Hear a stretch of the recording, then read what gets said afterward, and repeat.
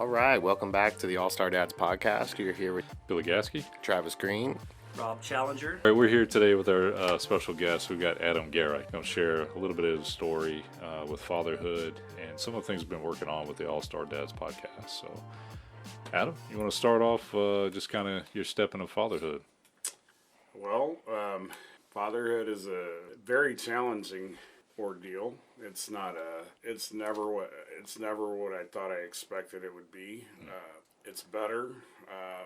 The love you grow, to have for your children is just beyond measure. It's different than having a relationship with somebody like when you're growing up and you think, oh, I love her, or oh, she loves me. But when you're genuinely a parent, that's whether you're a man or a woman, because that's not a word I'd throw around loosely. A man, a woman is different than a guy, a dude, or a girl, or a chick. When as a dad, I remember when my son came, he was born, I was like, it looked like a scene from Chappelle's show. I'm like, this isn't real.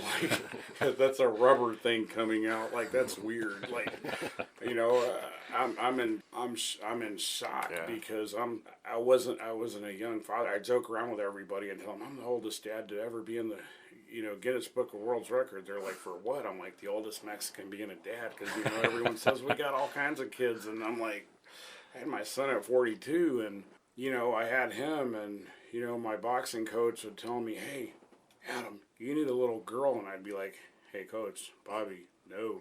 He's like, Shut your mouth. You do, it'll change your life. Mm-hmm. And literally 2 days after he passed away, in the gender reveal, it was they said it's a girl. And I'm like, I had some disappointment. I had... shock all over. Shock. I kind of cried a little bit because I'm like, no. All the emotions. No, I don't want a girl. And, with the things that I've gone through with my children, as I want to say I'm still a relatively young parent, or not as an experienced parent, because, my son just turned 8. My daughter will turn 6 in May. I remember one day I'm walking my daughter up and down the street. She wouldn't stop crying. She was it was right around a year old, and I'm like, what's wrong? Like, 2 hours passed by, and she finally just rested her head, and I'm like, I feel like a father now. Yeah. I got her to, stop crying. And then one day I seen her, I was having to say bye to her and my son, and when she cried, it ripped my heart out. So the kids, they change your life.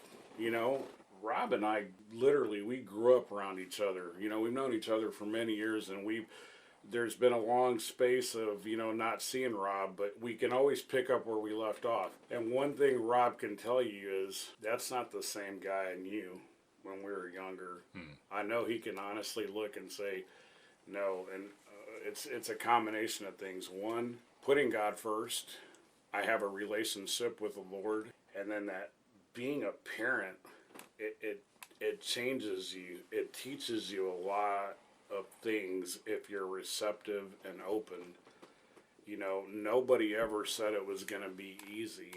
And I'm not young, but as a young parent, being young and parenting, I've faced many uphill challenges and battles that, I hope that nobody would have to go through. But apparently being a part of All-Star Dads, you hear and see different things, and you just like scratch your head like, wow, like this is something that I encourage anybody who's really wanting to be a parent to try to find a group like this so you could see what others go through before you make the choice of who you're going to spend or who you think you want to spend your life with.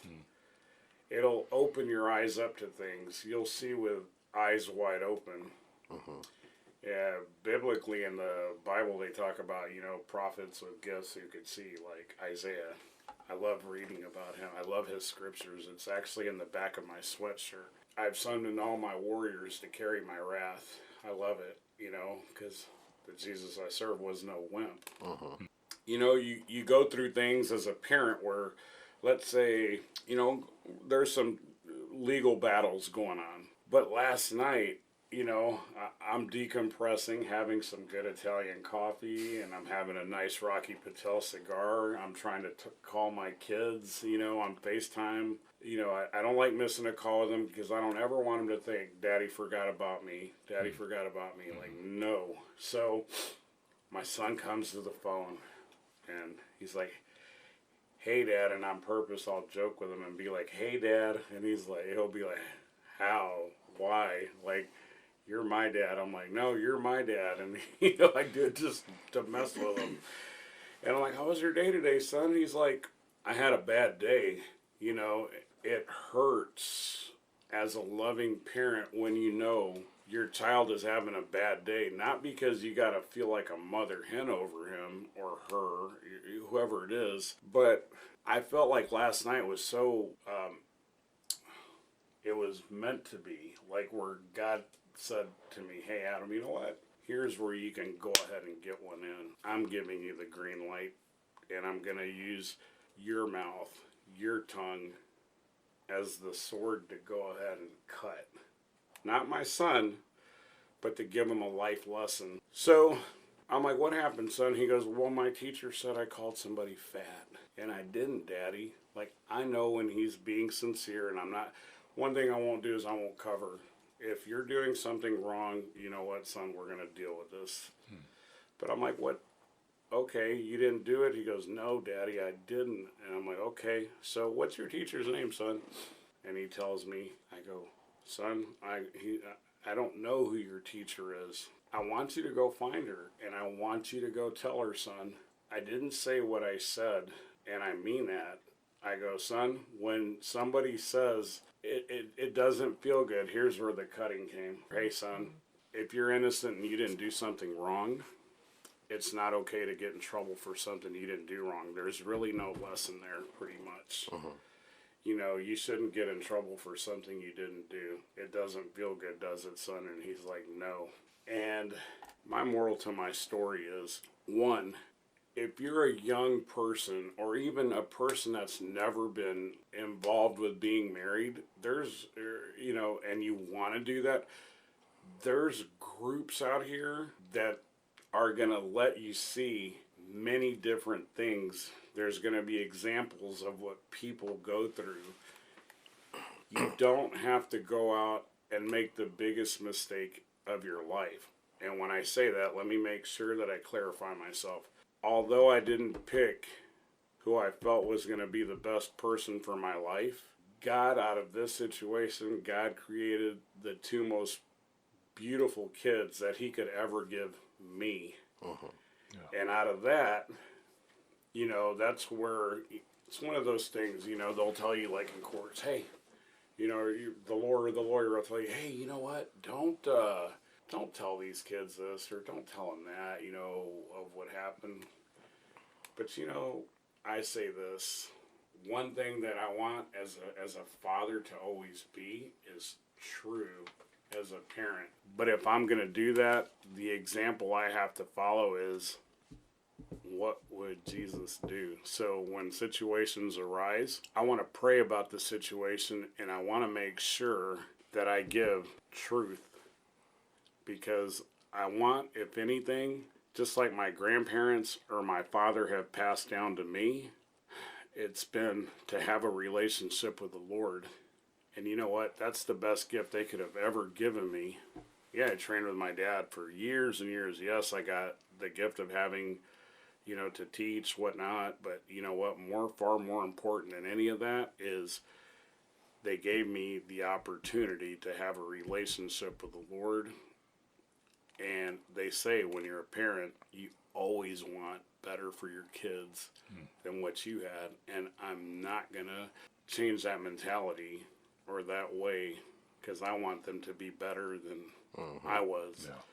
But the thing too is, and that's kind of like one of the things that gets misconstrued a lot too. Everybody say, I want my kids to have it better than I have it, right?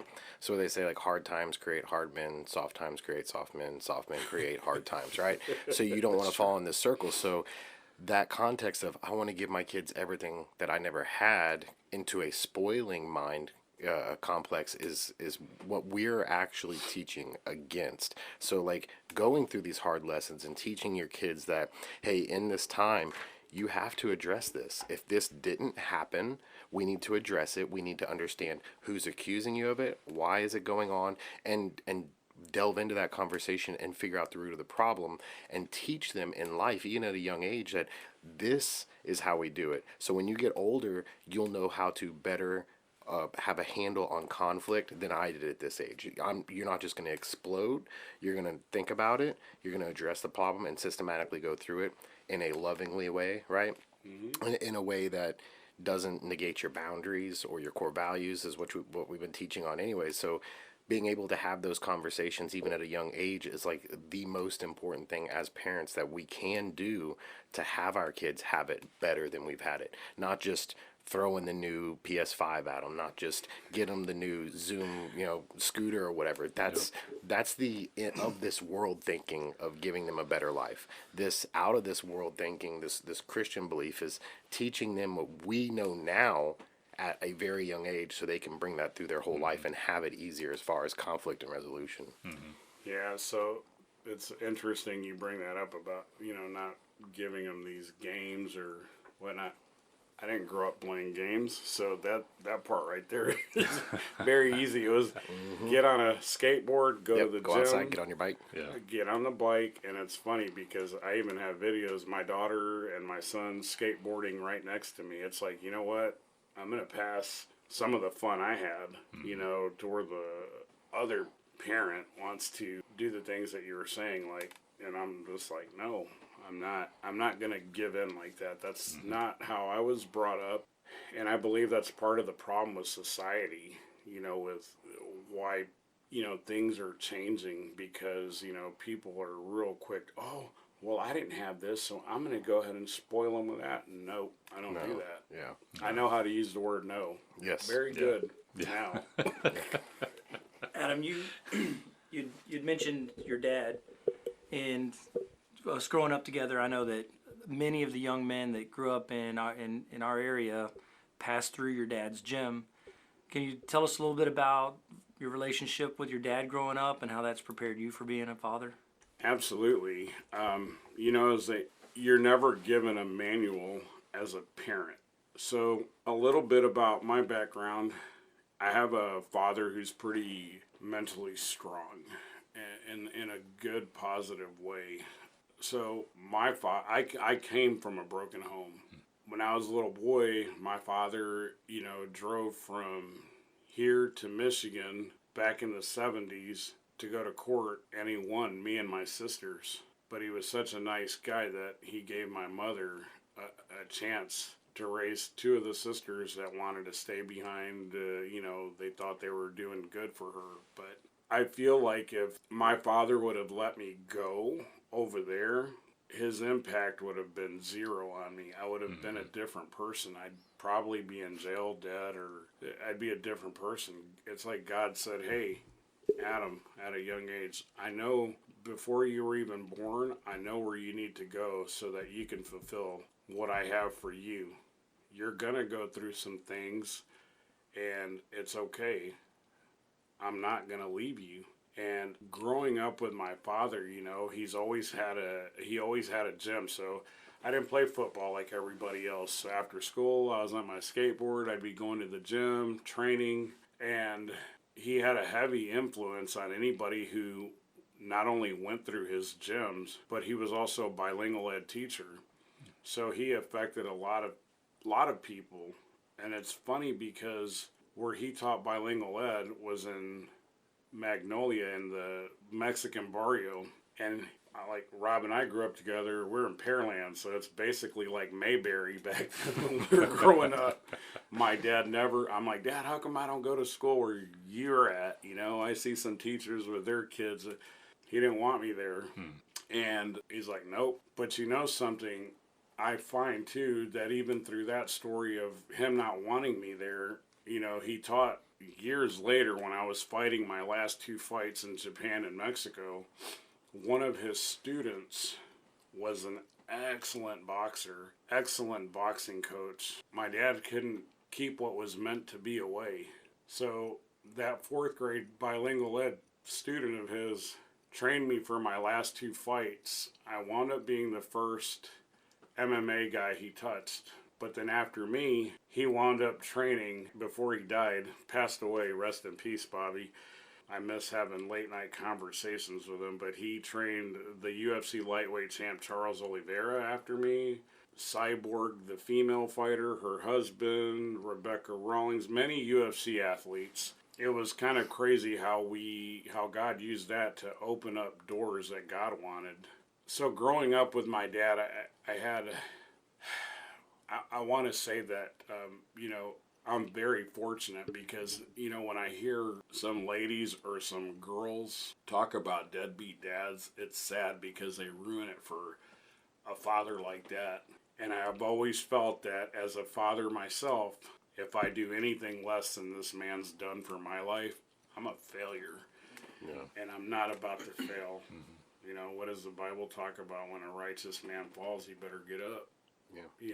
Hey, I've fallen plenty of times, but one thing I'm not going to do is I'm not going to give up on what God has for me, He creates these, sometimes there's these storms that are based off of our free will of choice, and my dad's taught me, what, son, before you ever get angry with God or anything like that, you just need to go back and remember your free will of choice. So, whenever my situation arose, I just said, hey, you know what, God? I'm leaving this situation. I pray that you give me better free will of choice, better discernment, because this is my fault. I chose this. You gave me, even out of my bad choice, some beautiful children, and you've allowed me to experience what real love is. And I'm forever thankful. So that makes me obedient when he says, hey, be still. I got this. Yeah. So I have to just, diffuse. Yeah, bring just it obey. down. So Be obedient. Yeah, be obedient. And that's cool too. Like you talk about how, your dad touched all these people's lives, and these may have been kids coming through the gym that, they may come from single family homes that didn't have a father influence and stuff, and to be able to find that and kind of circling back to the all-star dads, like you coming here and being able to be an influence on other lives that are coming in through here that don't have that, to the willingness to be a mentor, the willingness to step up and be like, you know what, look, I saw from my father where I should set my standard, and I put my heart on my Father, God, first and foremost. But I know now from everything that I've learned through my life, the good, the bad, the ugly, all of that now I can come back and share with other people that may come through this program that just have never had that life before. And the fact that this platform gives us a way to be able to share our stories and to be able to walk alongside other grown men that are going through similar things. Like you said, you come to one of these things and you realize, it may look like Mayberry, but things are going on in these communities that men really don't have a platform to talk about, don't have a safe space, if you will, to come and talk about. And this really lends credence to that. And this program is beautiful for that. We can come here and it's more of a brotherhood than anything. Because like I said, there's no ceiling on being a good dad, and we're all growing together and we're all sharing these stories. And we just really appreciate you coming on and telling us all about that, and basically just being willing to step up and in the community and pastor some of these young fathers coming through this program. It's amazing. It's an honor and a pleasure to be able to come to a place like this, and I don't believe it's any kind of coincidence. I'm thankful that, Rob reached out to me, because had Rob not reached out to me, had God not used Rob as a vessel, I would probably be blind. And this is just after coming twice. I feel like I've been able to receive a lot of knowledge, from different walks of life. Yeah. Where I know that it could even help me improve my own life, and as they say, if you're not helping yourself, how can you help others? So if you receive the obedience that God's teaching you to just, listen and learn, for me, then you know what, with what he's doing with me there, then it's going to help me to help others, hopefully. Definitely. No, I mean, you just kind of listening to your story, you owned it, right? You owned it. You didn't run away from it. You didn't try to go run and hide behind a rock. You you worked through some of the obstacles, and you're still doing that. You're still, making the best of the situation with your two kids that are pretty amazing. Kids are amazing, man. And it just you can't, once you have them, you can't be selfish, and I think we've all realized that as dads, and we continue to grow in that area. But no, I really appreciate you and coming on today to sharing your own perspective. It's funny when you say too, like when you had the shock of when you had a girl. I mean, Yeah, you're looking at dads over here that all we have is girls, and we got a lot of them. There's a lot. So, yeah, that shock is real. When I found out the first time, it was like, what? Well, Like, I come from a house of all boys, so it's a game changer, but I would not trade it for anything. So, It's like last night, I got blessed to be able to go to the daddy-daughter dance. Took all three of them with him, slow dancing with all three of them, and dance battles and everything else. Stop So, talking to me. yeah, it's crazy. So, It is, little girls like, But I tell everybody, like my little girl's been training since she was 3 and everything. Start 'em young. At 3, she started learning how to walk and escape off the octagon wall fence. So, I've been training since I was 4. But I always say, you know what? Hey, if my daughter ever brings a boy to the house, she better be 35. And if not, Daddy will always have one left in him. And you know what? You got a brother too. Don't forget that. They just, So how about this too? Your gyms, right? So you're still coaching, still running the gyms. I am. People come into your program. You following your dad's footsteps. You leading them. You kind of. It's a lot of fun. Yes. I've been open on my own for 18 years. Guerra's House of Warriors for short, GHOW. And where's the gym at? Alvin, Texas. And you're a leader in your own gym, and you're a leader here at Anchor Point through the All Star Dads, and it's just awesome. It's an honor to even be amongst you guys. Really is. Thank you. Thank you. Yeah, Appreciate man, you you- guys. So, one of the things that we're in here, and I think as men, a lot of times we're taught that expression and talking about stuff is a weakness.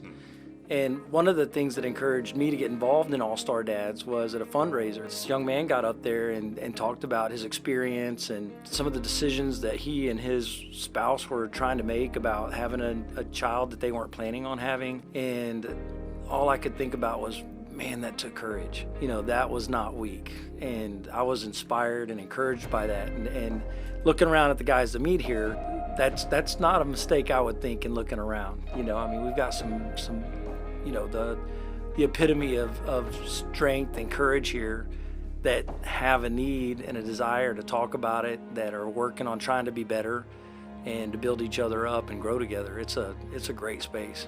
absolutely. Cool. I think that's a wrap up for today, and we just we hope y'all keep following along with us. We got some more messages coming out. We're starting a new month, new month on boundaries. So if you're following along with us, there's gonna be some videos coming out shortly, and we'll put all the links into the bio, and we'll put Adam's link to his Sherdog page. Y'all can check him out, check out his fights, and follow him. And just if you get a chance, check his gym out and come check us out. Yeah, appreciate you. Look forward to seeing everybody soon.